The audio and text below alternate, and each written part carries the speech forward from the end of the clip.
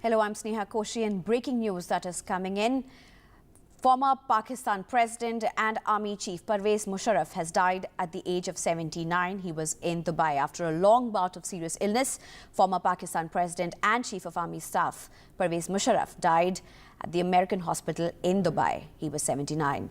There's no official communication if his body will be brought back to Pakistan, though his family has been trying to bring him back home since last year. His organs were reportedly malfunctioning because of an ailment. This disease affects connective tissues. Facing charges back home for the assassination of former Prime Minister Benazir Bhutto in 2007, Musharraf has been living in Dubai for the last 7 years. I'm being joined by my colleague Maha Siddiqui for more on this. Maha, this news now emerging that Mr. Musharraf is no more. He has died. He was on what is seen as a self-imposed exile in Dubai. How is this going to be seen in Pakistan as well as in India? Well, Sneha, he was ailing for a very long time, and he was suffering from a rare heart condition, amyloidosis as it is called. And he was in the hospital in Dubai. In fact, since 2016, he hasn't returned to Pakistan as well. He was charged with treason, Sneha, for trying to change the constitution in 2007. This was the time that he was the president of Pakistan, serving as the president of Pakistan. And also, Sneha, he was accused in at least 2 cases. One was the killing of former Prime Minister Benazir Bhutto, and also in the Red Mosque case. So there were several cases against him here. Apart from that, also the fact that he was charged with treason, and then he left the country, Pakistan, in 2016, hasn't come back since. Right. Maha, in fact, there were attempts at least at some point to return to Pakistan. He also wanted to contest elections, and he had floated his own party. But he was not allowed by the commission in Pakistan to contest elections. Subsequently, even last year, there were attempts by the family to fly him back to Pakistan. But as of now, no confirmation whether his body will be brought to Pakistan. Yes, as of now, those details are not available because this information that he has died has only just emerged. So we'll have to wait to see what the family says in this case. But despite having served as the army general, despite having served as the president in Pakistan, we know the situation in Pakistan politically as it exists. Politically, it has been acrimonious. He has had his career ups and downs. As we know, when he tried to change the constitution in 2007, being charged with treason as well. So it wasn't like a smooth sailing for him in that sense. And whether he would or his family would like to bring him back, bring his body back to Pakistan for the burial, those details really at the moment are not available. He was 79. He had been suffering for quite some time from this rare health condition, amyloidosis, as I was pointing out. He had been away from Pakistan since 2016, so it's almost been over 6 to 7 years that he hasn't been in the country as well. So those details by the family have not yet been shared. But at the moment in Pakistan, since the political situation is such that right now there is a government, a PPP government. He has been accused of in the killing of Benazir Bhutto, who was in fact the PPP leader herself. So under these circumstances, what course of action the family takes, we really don't know. Those details are yet to be shared with the public or the media. But right now, the only information available is that Pervez Musharraf has died. He was suffering for a very long time, battling a rare health condition called amyloidosis. He was 79, and he died in the Dubai hospital. It's called the American hospital in Dubai. Right. Thank you, Maha, but please stay on with us. Let me just get in my colleague Yusra for more on this. Yusra, a top Pakistan military officer who took power in 1999 in a coup, and he was a president for almost 7 years in Pakistan. What are you hearing as reactions in Pakistan? At the moment, what we have seen is the first official statement being issued. The ISPR has issued a statement of confirmation and condolence. They condole the death of their former general and show solidarity with the bereaved family. Furthermore, we do not know any details regarding the general's last rites and where they will take place. Family sources have confirmed to us that he has indeed passed away in a Dubai hospital. Whether he will be brought back for burial to Pakistan at the moment remains to be ascertained. Right. Yusra, just to recap to our viewers, Pakistan former President Musharraf had actually moved to Dubai in what was seen as self-imposed exile. There were attempts by him at some point to even return to Pakistan, but he was not, and he had floated a party to contest elections as well, but he was barred from contesting those elections. Subsequently, there were also attempts to return to Pakistan, at least by his family. Give us a context in which he had to move to Dubai and his attempts to return to Pakistan, Yusra. Following being charged with treason, General retired Pervez Musharraf did choose to take self-imposed exile in Dubai. But when the news regarding his return was floated upon the news of his ill health, I did speak with family members who did confirm to me that in fact he was too ill to be brought back to Pakistan. His health did not permit it, and his doctors were all in Dubai, therefore he would remain there. Whether or not his last wish will be granted and he will return to Pakistan to find a resting place in his home country is yet to be seen.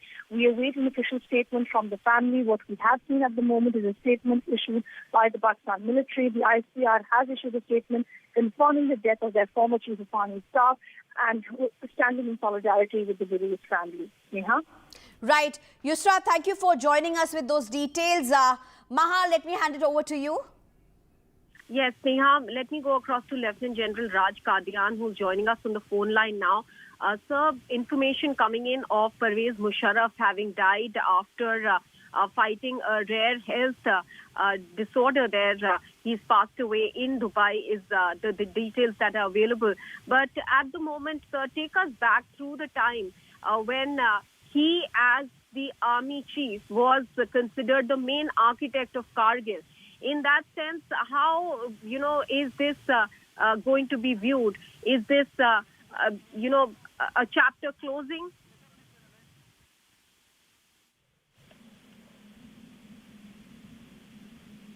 Lieutenant General Qadian, are you there with us, sir?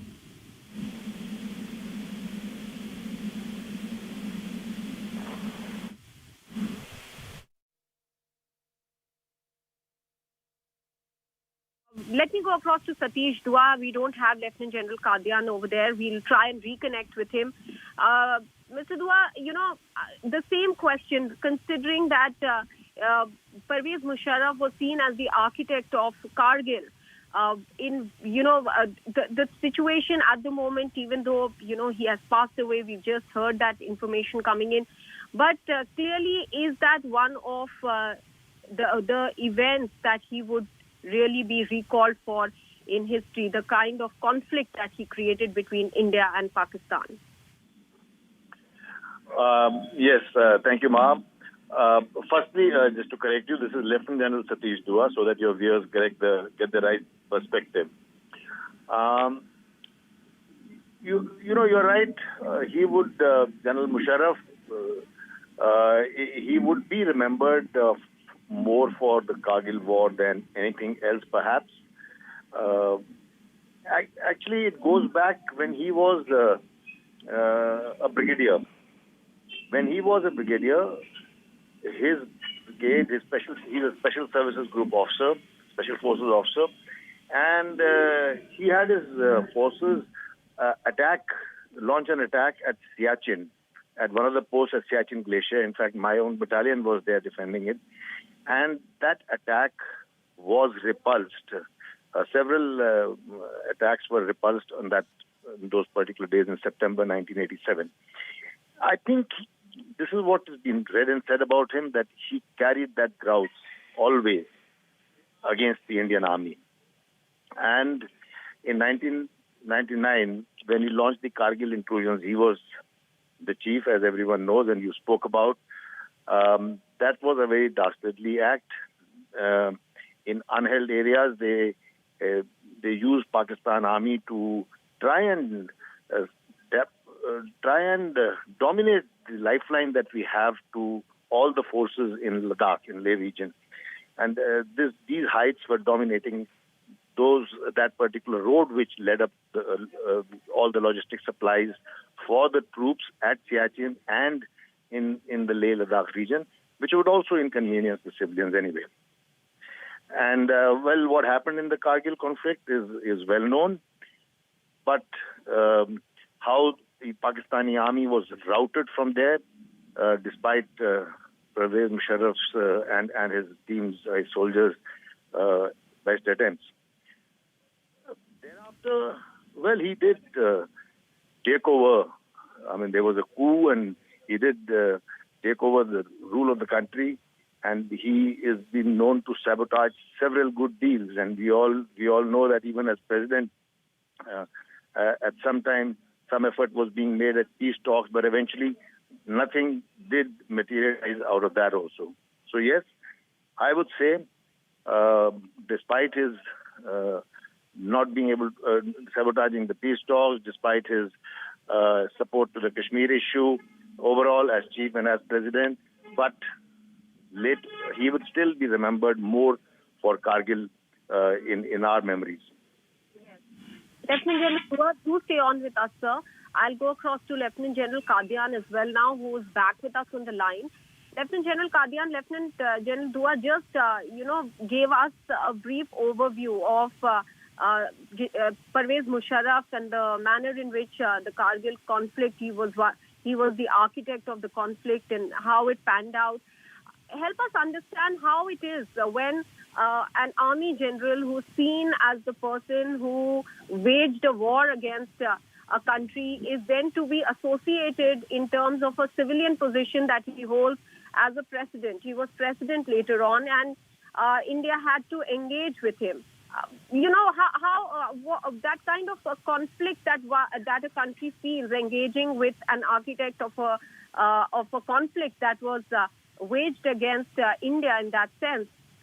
What is that conflict really like? And we are discussing this, of course, at a time when Pervez Musharraf, the information has come in that he has died in Dubai.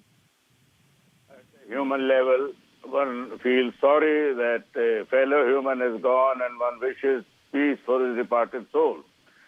But as an Indian, and more so as a military man, I don't have much regret that he is gone.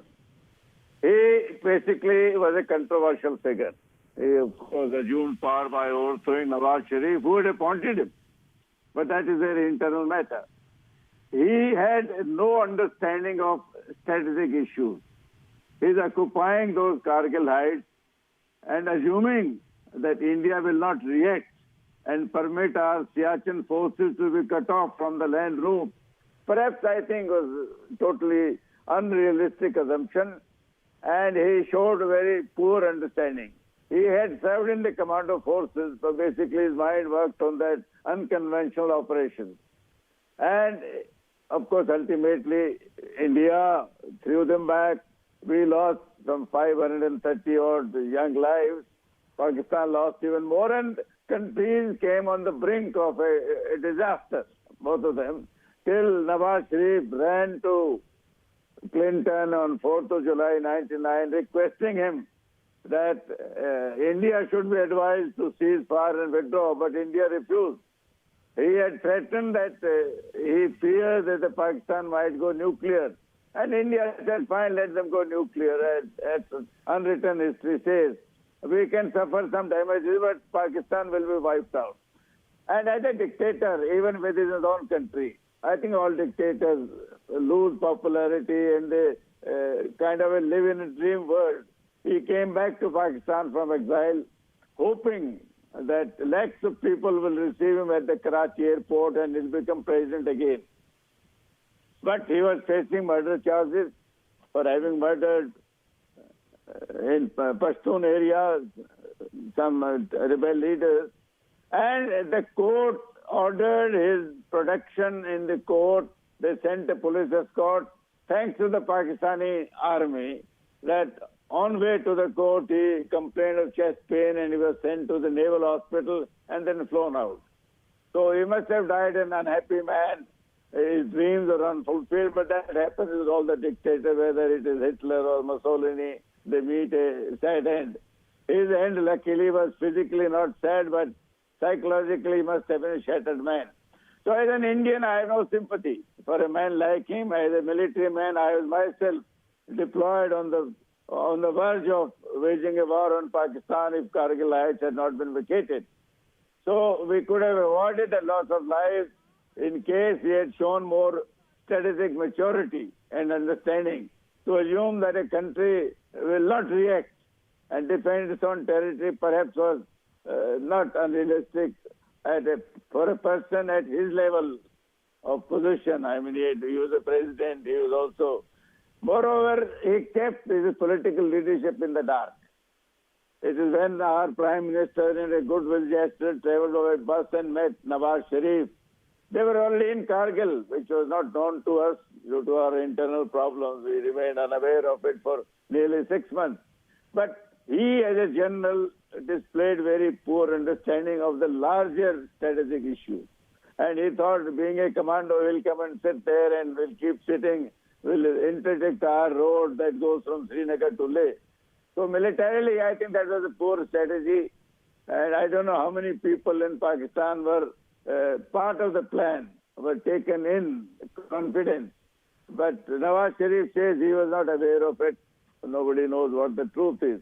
But he is a controversial figure. He is gone. He was facing murder charges. He is gone with those charges, not reaching a logical end. But that is thanks to the Pakistani army. They will always save their ex-general. They did not let him be tried, jailed and humiliated, because then it also has an impact on the future generals. So he was lucky that he was saved. He was living obviously in a world of imagination. He's coming back, hoping that he'll become president again, but I think not understanding the dynamics of the local sentiments within Pakistan. So the man is gone, and feel sorry for him as a human being, but as an Indian army man, I have not much sorrow that a person like him has gone. He could have done a lot of damage to the two countries. He did a lot of damage to Pakistan. If Pakistan ultimately got isolated, Kargil misadventure was perhaps one of the reasons. So he's done a lot of damage to Pakistan. He did a lot of damage to India-Pakistan relations. When we had very clear intentions, our Prime Minister, as I said, traveled to Lahore all the way. But then generals were made like that, some of them.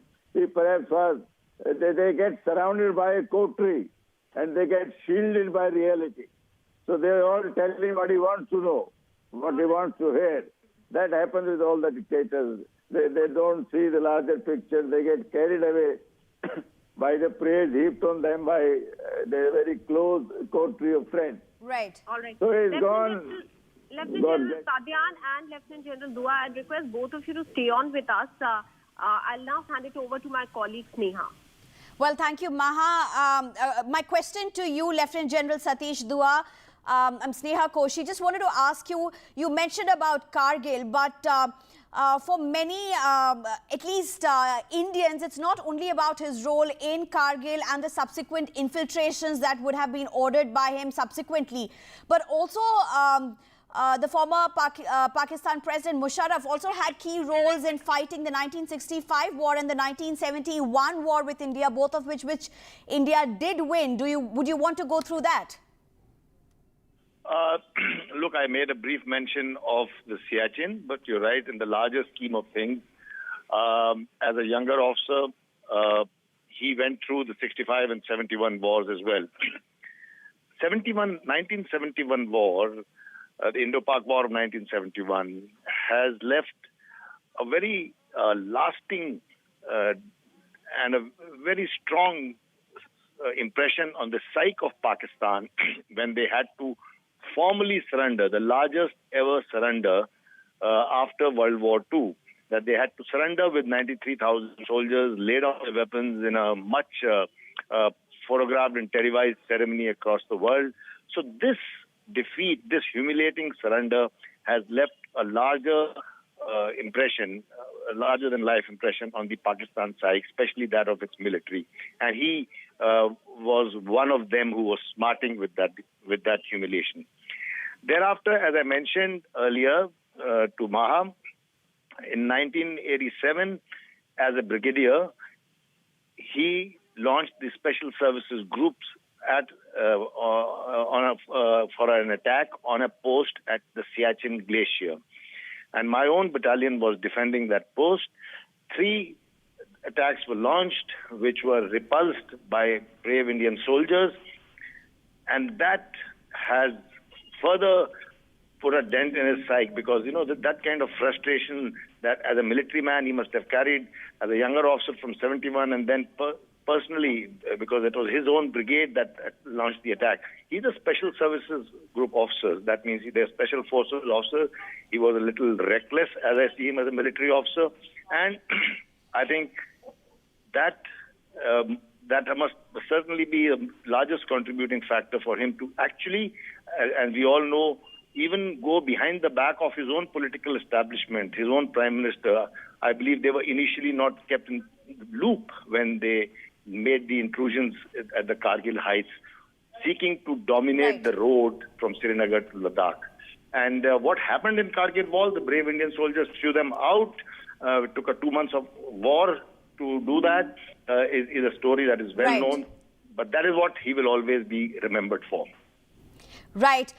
Thank you, Lieutenant General Satish Dua, for joining us with these details. We are bringing you the news of the passing away, the death of Pakistan ex-President Pervez Musharraf at the age of 79. Let's take in a short break.